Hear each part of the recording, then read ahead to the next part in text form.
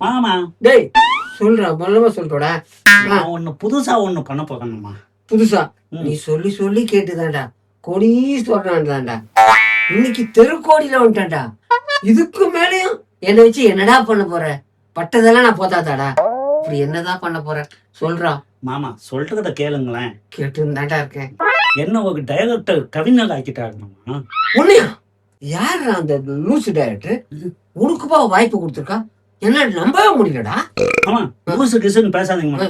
அவருக்கு எனக்கு வழிகாட்டின தெய்வம். எந்த வழி கட்டினாரு? ஏய் என்ன சொன்னப்பா? இல்ல ஞான பழம்னு சொல்ல வந்தேன். டேய் ஞான பழம் சொன்னேன். ஆமாமா. டேய் வரும்போது 1 கிலோ வாங்கி வந்தா 2 பேரும் பங்கு போட்டு சாப்பிட்டுக்கலாம்டா. ஐயோ கேளுங்க மாமா. எதடா ஞான பழத்தியா? மாமா எனக்கு ஒரு டைரக்டர் என்ன கவிஞர் ஆக்கிறேன்னு சொல்லிட்டு இருக்கு மாமா. அதுக்காக நான் உங்களுக்கு ஒரு நல்ல கவிதைய சொல்லலான்ட்டு நினைச்சுக்கிட்டு இருக்கேன் மாமா. கேளுங்க மாமா.